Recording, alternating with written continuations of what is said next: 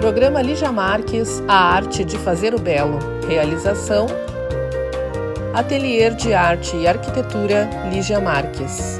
Oferecimento: Beto Ferragens, Vidraçaria e Serralheria. Camacho Consultores. Mágica do Ser, Facilitadores da Consciência.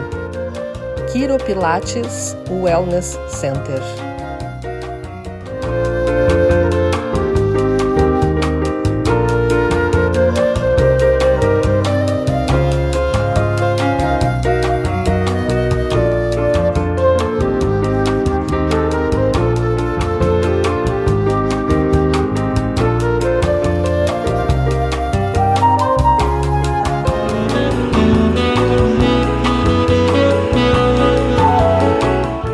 Olá, eu sou Lígia Marques e você está assistindo o programa Lígia Marques, a arte de fazer o belo. Este programa é exibido na televisão Santa Maria, canal 19 da NET. Todos os sábados às 20 horas temos um programa inédito. É exibido também pela Amigo TV, Maxcloud TV, site santamaria.tv.br e pelas páginas sociais. É produzido pela SM Produtora e é uma realização do Ateliê de Arte e Arquitetura Lígia Marques, localizado no Centro Internacional de Arte e Cultura Humanista, Recanto Maestro. Hoje temos um convidado, colega meu, né? Nós estamos com uma série de arquitetos no programa, fazendo entrevistas. E eu convidei, então, um arquiteto muito especial que tem uma pesquisa muito interessante sobre um tema que já fazia bastante tempo que eu queria trazê-lo aqui. Ele é graduado em Arquitetura e Urbanismo pela Universidade Federal de Santa Maria, possui especialização em Conservação e Restauração pela Universidade Federal da Bahia e mestrado em Patrimônio Cultural pela UFSM. Foi professor na Cietec e na UBRA, Santa Maria, e desde 2008 é arquiteto e urbanista da Pró-Reitoria de Infraestrutura da UFSM. Bem-vindo ao programa, arquiteto Alberto Brilhante Volli. Olá, muito obrigado. Prazer te receber aqui. O tema do nosso programa hoje será sobre o patrimônio arquitetônico moderno no campus da Universidade Federal de Santa Maria, que é riquíssimo, né? Eu acho ele muito bonito, muitas obras lindas. Tu fez uma dissertação de mestrado que recebeu o título de Campus Universidade Federal de Santa Maria, Inventário do Patrimônio Moderno de 1960 a 1970. E que você produziu no curso de pós-graduação em Patrimônio Cultural da UFSM. Exato. E o campus, como já falei, é um exemplar riquíssimo, né, em patrimônio arquitetônico moderno, um representante único na arquitetura brasileira. Fale então sobre o objetivo da tua pesquisa, a tua motivação para realizar esse inventário, que não deve ser um trabalho muito fácil, nem o arquiteto tem que ter uma certa sensibilidade nessa linha, né? Exatamente. Bom, como tu bem falaste, o período da arquitetura moderna brasileira foi um expoente nacional e até a arquitetura brasileira se destacou internacionalmente nesse sentido, né? Sim. E o nosso campus aqui da UFSM, ele é um exemplar de grande porte desse tipo de arquitetura. Então, na verdade, se a gente analisar os conjuntos modernistas de grande porte situados no país, a Universidade Federal ela só perde em tamanho e proporção para a própria cidade de Brasília, né? Olha só! E o campus da Universidade Federal do Rio de Janeiro, na Ilha do Fundão. Né? Então, abaixo, na região sul do país, não temos um aglomerado de obras modernistas, né? De um plano urbano dessa época construído além de Santa Maria. Né? Por isso eu me sinto tão bem lá, eu me sinto como se fosse uma exposição viva, porque é uma atrás da outra daquelas arquiteturas modernistas. Exatamente. E o que me motivou, na verdade, a fazer esse trabalho do inventário é que, ao longo da sua construção, até os dias de hoje, as edificações, o campus também sofre com suas descaracterizações, né, urbanas, Sim. mas principalmente as edificações, né, onde elas vêm ao longo do tempo sofrendo descaracterizações em relação aos seus projetos originais, né? Olha só. Então tem havido perda de materialidade, né, de revestimentos, de acabamentos, de fachadas, né, perda na originalidade das suas volumetrias, né, das suas próprias fachadas, como, né, eu comentei, com a inserção de equipamentos como ar-condicionados de maneira aleatória. Olha, né? só, sim, aberturas, caracteriza, né? Aberturas em lugares que não existiam, fechamento de aberturas que existiam. Minha né? Então a ideia foi fazer um registro justamente dessas intervenções e do que era proposto originalmente, porque tudo isso acontece pela inexistência de um regramento de conhecimento de como eram essas edificações e como saber intervir nelas. Sim. Né? Então a ideia desse trabalho foi fazer um registro nesse sentido. Porque é muito interessante, né? É o arquiteto que estuda arquitetura. Não são depois os funcionários, os outros, né, colaboradores, os administradores, os advogados, os reitores, enfim, né? Então, assim, até esse programa, eu adoro esse programa porque justamente é um passo para a gente começar a ensinar e valorizar. Exato. Provavelmente as pessoas vão olhar o campus com outro olhar depois dessa nossa entrevista. Espero que sim. E deve ser assim, claro, como eu falei, né? Para quem gosta de fazer, acaba sendo talvez até um prazer, mas no final da entrevista tu fala sobre esse aspecto. Explique para o nosso público o que é um inventário. Bom, o inventário não é uma coisa nova, né? O inventário ele remete lá do século XVIII, Revolução Francesa, Iluminismo, né? E na verdade os inventários eles vêm evoluindo com o tempo, os inventários de patrimoniais, né, na área da arquitetura, assim como a noção de patrimônio e patrimônio cultural também vai evoluindo com o tempo, chegando nos dias de hoje. Então eles tiveram várias interpretações e várias evoluções, na verdade, né? Mas de uma maneira simples, tentando falar, o inventário na verdade ele é um grande fichamento, uma grande catalogação de obras, né, onde a gente faz uma descrição quantitativa e qualitativa dos prédios, né? Onde a gente coloca informações qualitativas referentes à sua forma, à sua tipologia arquitetônica, e baseado em que momento histórico eles foram construídos e concebidos, né? E quantitativamente falando, o preenchimento dos campos dessa grande ficha de inventário, ela entra com dados desde a sua época de construção, a época de finalização, né? A materialidade, os materiais aplicados nessa edificação originalmente, né? Ao mesmo tempo que também se insere fotografias, dados de plantas baixas, né? Também se busca informações referentes à correspondência oficial, tipo memorandos, editais de licitação, tudo isso para descrever um grande histórico de como essa edificação surgiu, como ela foi concebida e depois como ela está chegando nos dias atuais. Fazendo uma comparação simples, é como se fosse a ficha de um médico retratando um paciente desde seu nascimento Sim. até a sua idade mais avançada, né? E ali tem todos os passos de tudo que aconteceu com a pessoa e, consequentemente, no nosso caso, com o patrimônio, né? Então os inventários ele vem como um registro para as pessoas conhecer como essas edificações eram e o que elas sofreram ao longo do tempo. E como podemos mantê-las ou então, num trabalho futuro, orientar as diretrizes de restauração e recuperação dessas edificações. Então, o inventário é um meio rápido de acesso às informações de todo o histórico dessa edificação. Sensacional, adorei, porque assim, o inventário, nós costumamos conhecer inventário de mobiliário, né, em escolas, em lugares assim, né? São muito parecidos, mas uma coisa que a gente tem que ressaltar é que o inventário, ele é um olhar técnico, tá? Baseado em aspectos históricos e artísticos. E teria que ser feito por um arquiteto também, mesmo. Mas o grande desafio do inventário hoje além da valorização técnica, é saber se essas edificações possuem uma valorização na sociedade. Né? E aí eu vou te fazer uma provocação, Lígia. É assim, quando a gente fala em UFSM, qual é a primeira imagem? Até o nosso espectador pode também fazer esse exercício em casa. Isso.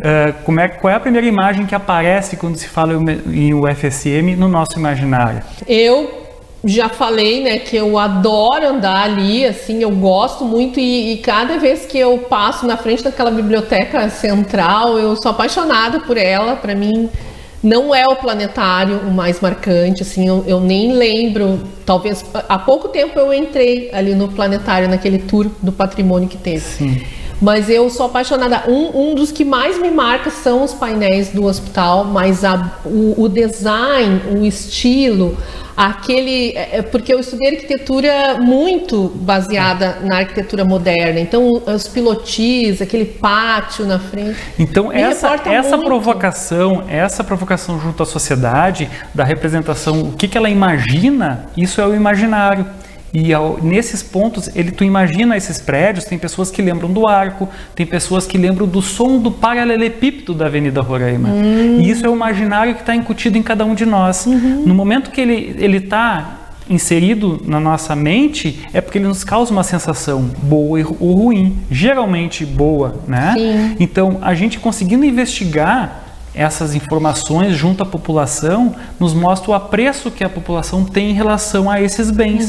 Então, se a gente fizer uma investigação da valorização da sociedade através de uma ferramenta que é o imaginário e da análise técnica, né, de aspectos históricos e artísticos, a gente juntando esses dois estudos, a gente consegue embasar a preservação da edificação. Ou seja, a sociedade reconhece ela como de valor de alguma maneira. Sim. E os técnicos também. Então isso justifica a preservação, né? Sim, não só o arquiteto valoriza porque sabe, conhece, mas a comunidade também, né? Exatamente. Porque às vezes a gente entra no campus, a gente lembra muito das árvores, lembra muito das ruas. Exatamente. Mas não da arquitetura, quando eu falei, daquelas esculturas que tem obras. Exatamente. Quando eu falei que tem gente que lembra do som do paralelepípedo, isso significa me dizer que isso é marcante para aquela pessoa e que a Avenida Roraima, por exemplo, jamais poderia ser asfaltada.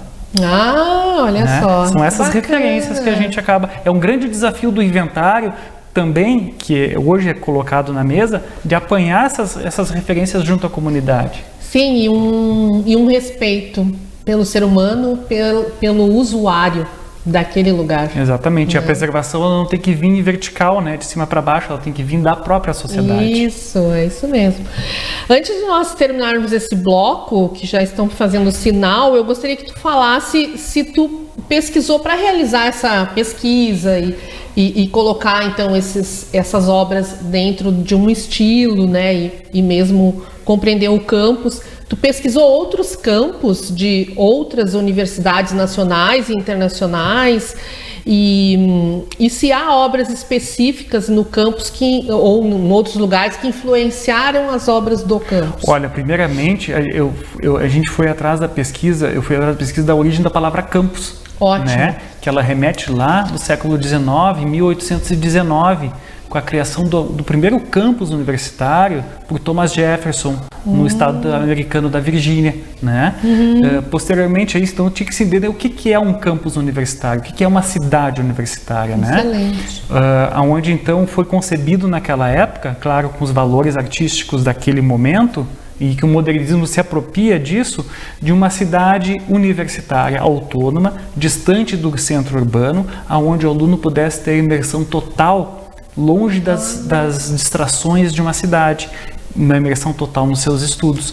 E para isso ser proporcionado, então, necessitava de grandes áreas, né, com toda a infraestrutura de prédios, de lazer, de educação, de moradia.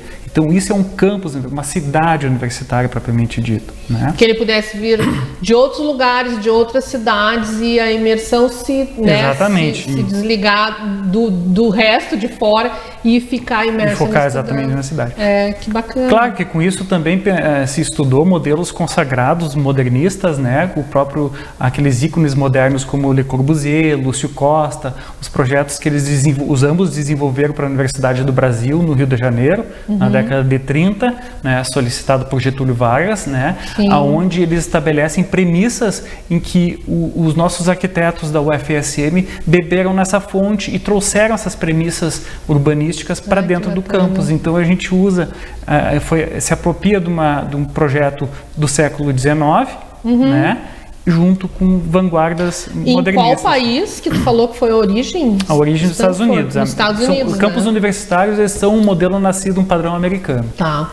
Então nós vamos fazer um rápido intervalo e voltamos logo para continuar falando das maravilhas do campus da UFSM. Esperamos vocês. Programa Lígia Marques, a arte de fazer o belo. Realização: Ateliê de Arte e Arquitetura Lígia Marques. Oferecimento: Beto Ferragens, Vidraçaria e Serralheria. Camacho Consultores. Mágica do Ser, Facilitadores da Consciência. Quiro Pilates Wellness Center. Há mais de 10 anos, nós, da Camacho Consultores, oferecemos programas de trainee e estágio para grandes empresas. Atendemos vagas administrativas, especialistas e gerenciais em qualquer região do país através de ferramentas digitais. Para treinamento e desenvolvimento, disponibilizamos aos nossos clientes jogos e ferramentas web. Consulte conosco algumas das opções já utilizadas por grandes empresas. Beto Ferragens, serralheria, vidros temperados, comunicação visual e prestação de serviços. Há 23 anos trazendo inovações tecnológicas para a área de segurança de sua casa, escritório ou propriedade rural. Sacadas em vidro e inox, persianas eletrônicas, box para banheiro, chaves na hora, vidro temperado e portão eletrônico. Beto Ferragens, qualidade indiscutível para a sua obra com o profissionalismo que você procura. Ligue 3233-1845 e 999332171 e faça orçamento.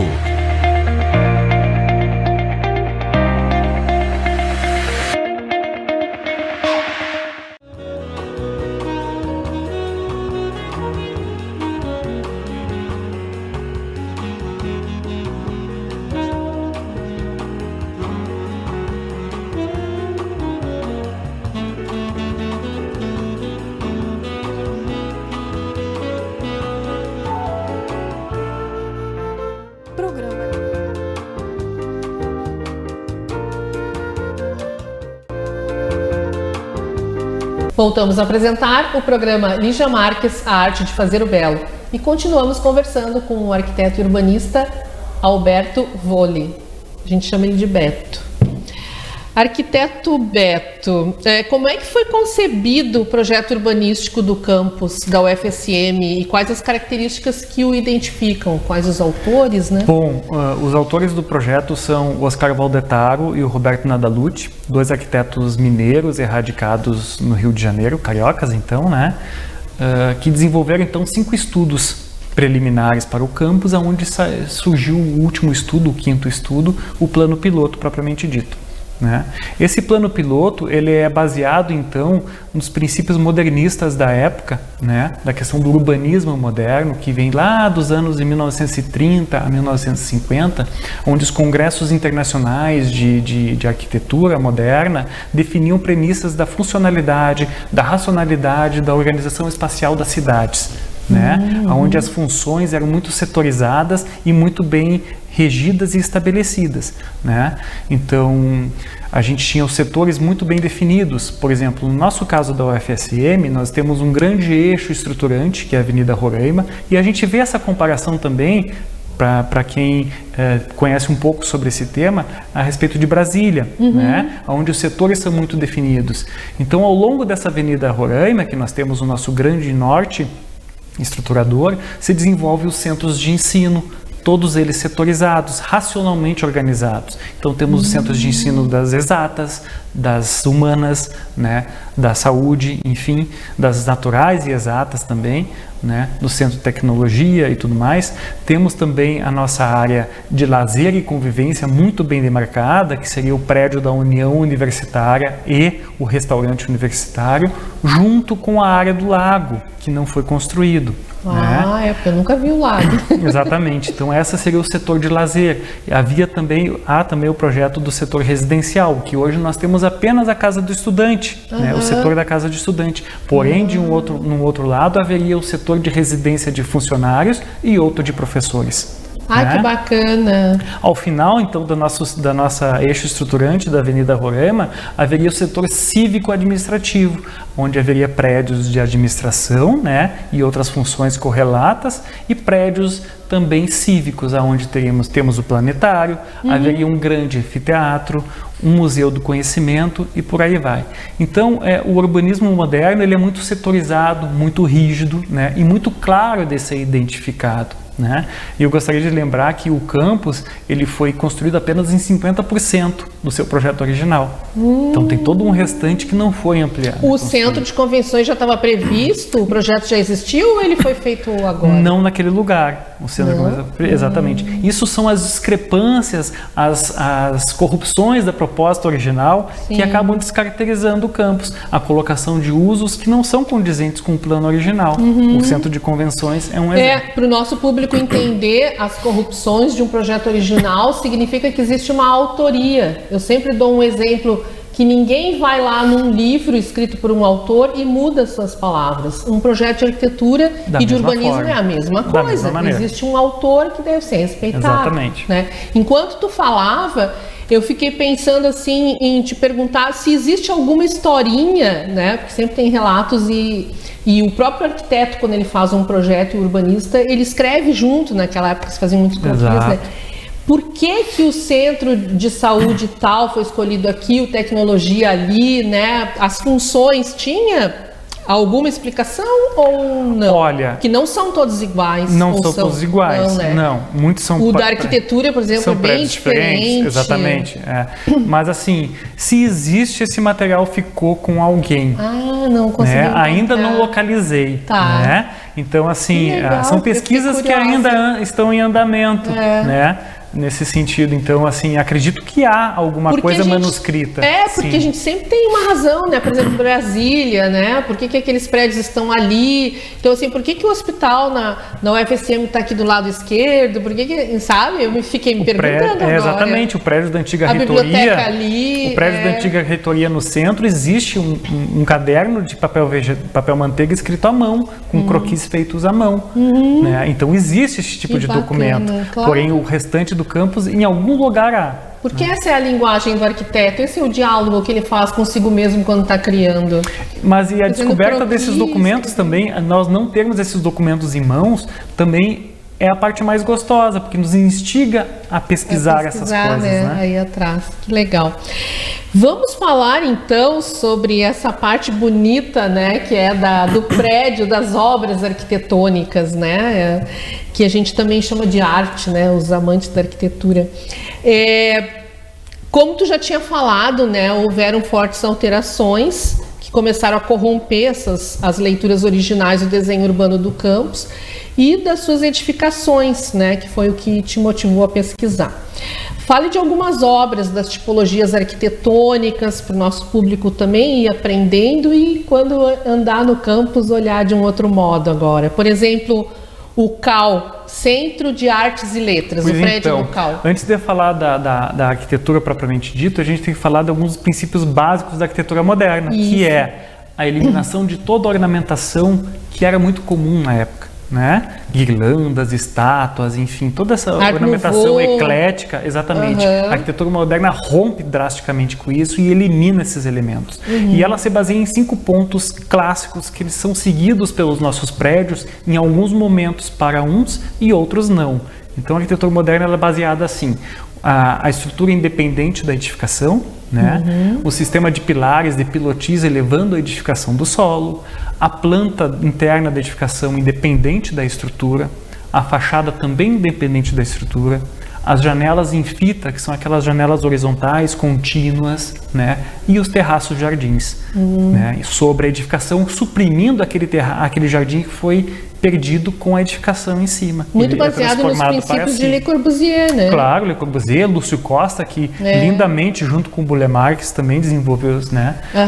Então, nós temos essas peculiaridades em alguns graus nas nossas edificações. Por exemplo, o CAL é um prédio que existe a área de pilotis voltada para onde deveria ser o lago, Né? A sua estrutura de pilares ela é aparente, mostrando que a fachada é independente da estrutura do prédio, e nós temos aqueles pilares marcando um ritmo vertical ao longo de toda a edificação, né? As janelas horizontais em fita contínuas, né?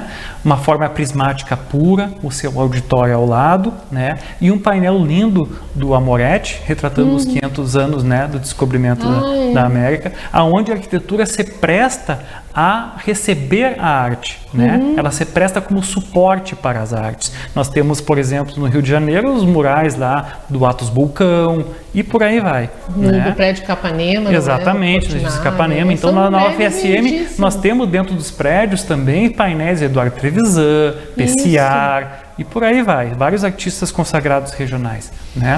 Eu acho que é por isso que me chama muito a atenção, porque tem esse aliado à arte, à arquitetura, à arte, paisagismo.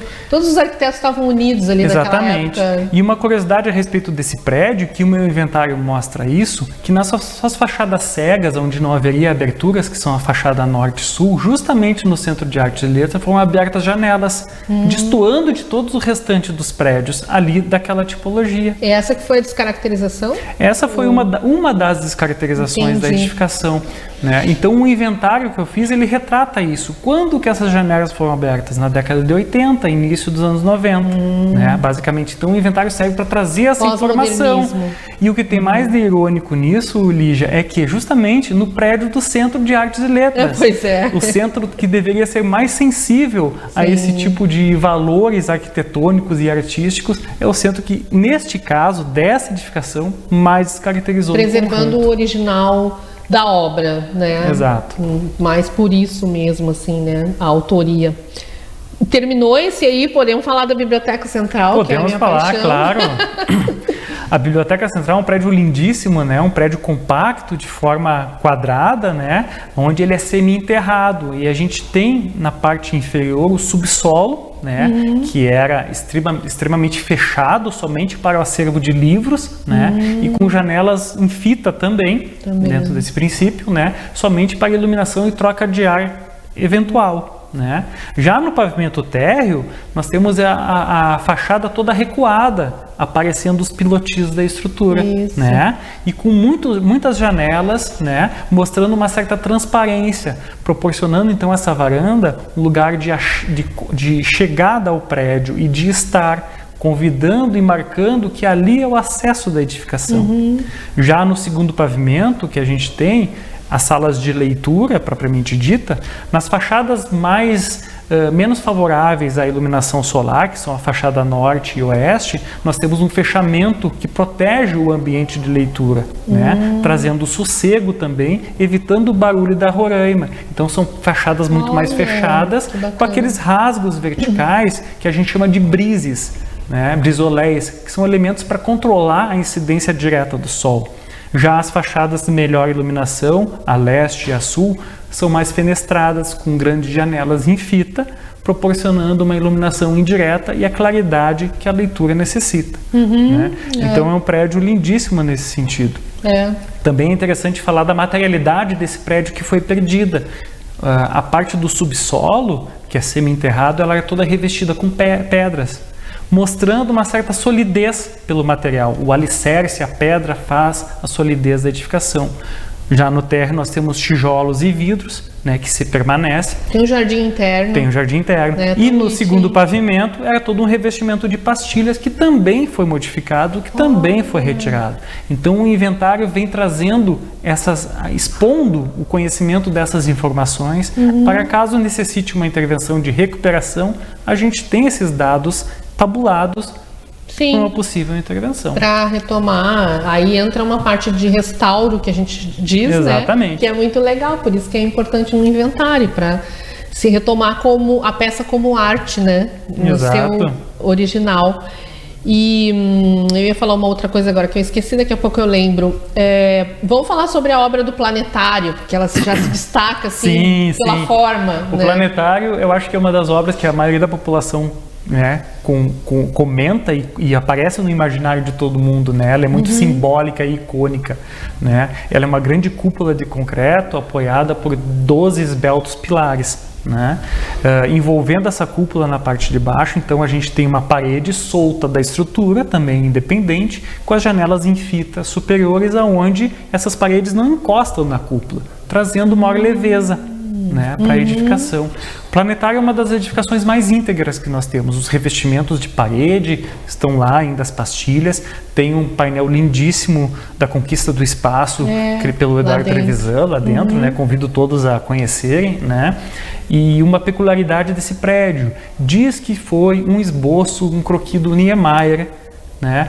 Oferecendo na época ao Mariano, né, uma tentativa de que o Niemeyer construísse o campus, né, mas devido aos trabalhos de Brasília, pode ser, né, tem um pouco dos traços dele. Esse boato, mas se existe esse croquis, nós não conhecemos ainda, entendi. e é possível que estejam com a família. Faço uma provocação à família nesse sentido, né, para a gente conhecer esse.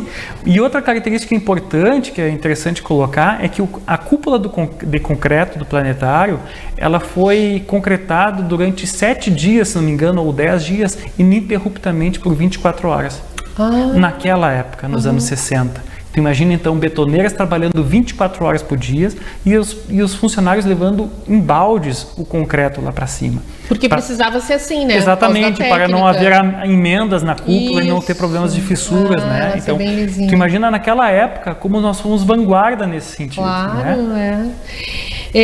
Eu queria destacar mais um, já antes de terminar o programa, mas me surgiu uma curiosidade que existe uma razão, que eu como arquiteta agora não sei, desse planetário sempre ser redondo? Eles são sempre redondos? Sim, porque o projetor óptico, a ideia dele é repetir a calota da Terra. E a pessoa olha para fora, exatamente. Ela olha para cima, e onde é projetado no centro tem o projetor que projeta as estrelas. Para a gente se sentir dentro do Para se sentir como se estivesse olhando para o céu. É por essa razão. Né, tendo a linha do horizonte no contorno. Então é para reproduzir a calota, né, da nossa atmosfera.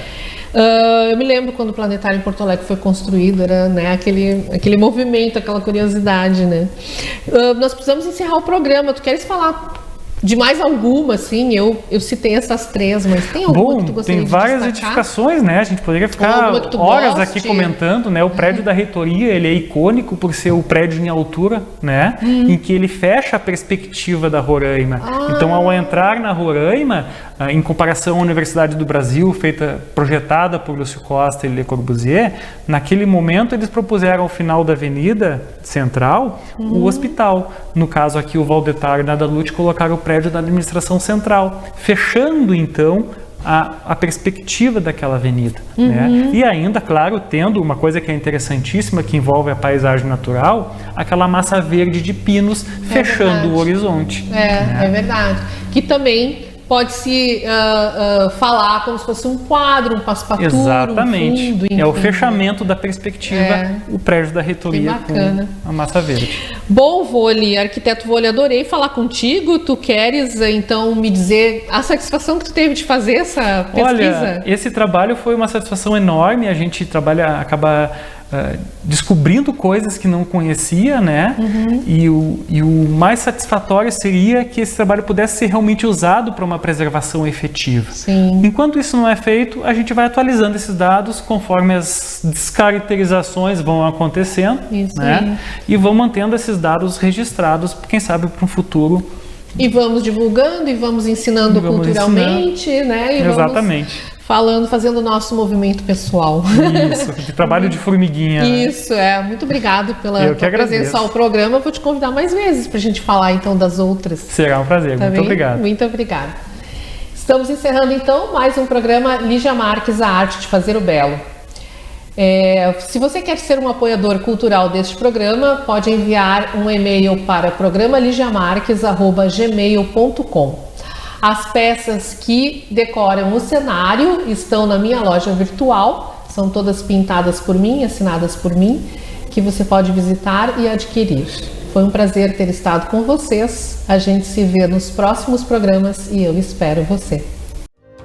Programa Lígia Marques, a arte de fazer o belo. Realização: Ateliê de Arte e Arquitetura Lígia Marques. Oferecimento: Beto Ferragens, Vidraçaria e Serralheria. Camacho Consultores. Mágica do Ser, facilitadores da consciência.